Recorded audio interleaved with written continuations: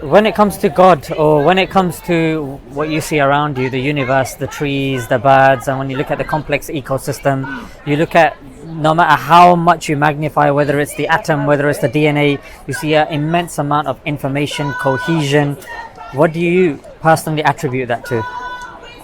So the way I've always thought about that is the majesty of life is that it is so random, in that what we have as a species, as a universe, as Earth, and all throughout human civilization, I think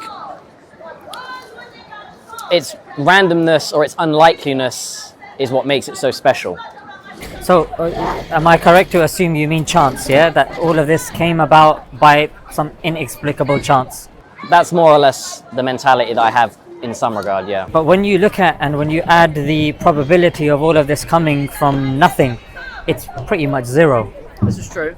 And even if we look, ever since we can remember, and even if we look in history, civilizations, the principle that we use to rationally live our life, it's normally, for example, if somebody did a DNA test to see if a child's theirs or not, and they said 85% it's yours, 15% it's not. Person goes, yes. So, yes, what? It's not mine. But, no, you missed the whole point. Yeah. Like, it's 15% it's not yours, but 85% it is. Like, even somebody says that if I walk into my kitchen, I see a freshly made tea in a saucer, really fancy, cup with the golden spoon in it and everything.